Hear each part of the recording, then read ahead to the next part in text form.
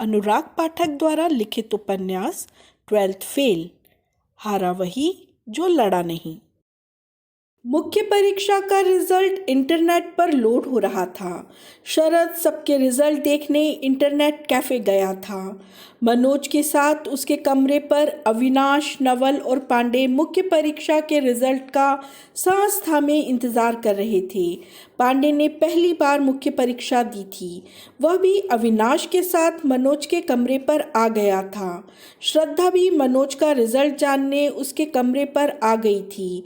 Prelims में गुप्ता कंकड़ की तरह छटकर बाहर हो चुका था और वह आगे की दौड़ के झंझट से मुक्त हो गया था। इसलिए आज के रिजल्ट को वह केवल एक मनोरंजक घटना के रूप में देख रहा था। गुप्ता ने इस समय का सदुपयोग किया और पत्रकार की भूमिका में आ गया।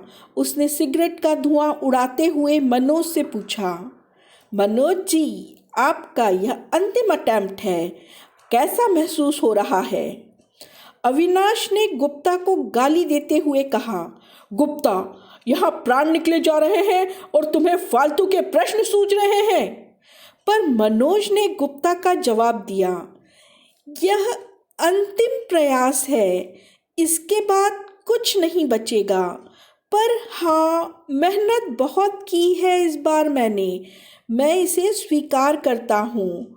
मैं अपनी तरफ से संतुष्ट हूँ, बाकी सब मेरे हाथ में नहीं।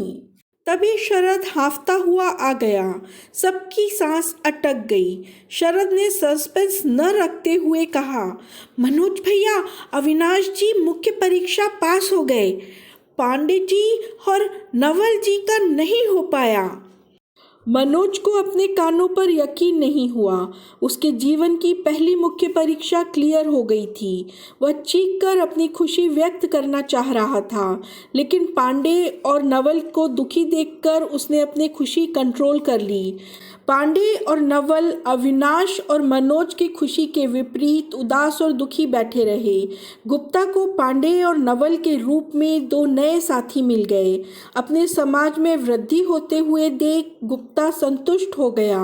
पांडे और नवल को असफल और दुखी देखकर मनोज ने कहा, तुम दोनों चिंता मत करो, अगली बार तुम्हारा जरूर हो जाएगा।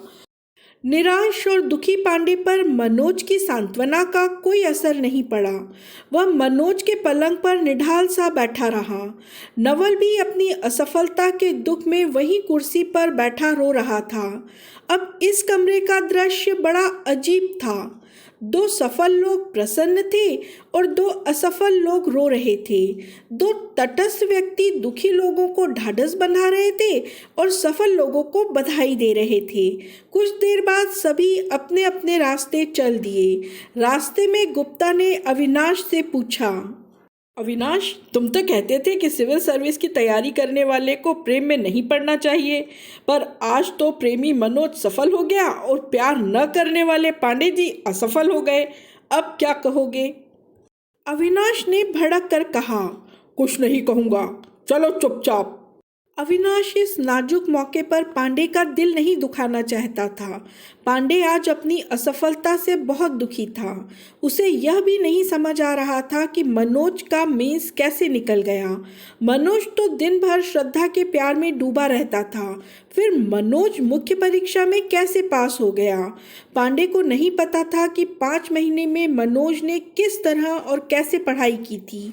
गुप्ता की सेहत पर इस रिजल्ट का कोई असर नहीं हुआ, इसलिए वह मुक्त भाव से कमेंट कर रहा था, आज तो मनोज बहुत खुश होगा। उसे प्यार के साथ साथ सफलता भी मिल गई। मनोज के जीवन का सबसे अच्छा निर्णय क्या था पता है अविनाश? गुप्ता मनोज के रिजल्ट की व्याख्या कर रहा था और सफल अविनाश से उसकी पुष्टि भी चाहता था। अविनाश ने बात टालने के उद्देश्य से कहा, बता दो, बिना बताए तो तुम मानोगे नहीं। गुप्ता ने अपनी आवाज रहस्यमयी ढंग से धीमी करते हुए कहा, पांडे को कमरे से निकालना और श्रद्धा से प्यार करना। पांडे ने जब गुप्ता की बात सुनी तो जैसे आग लग गई।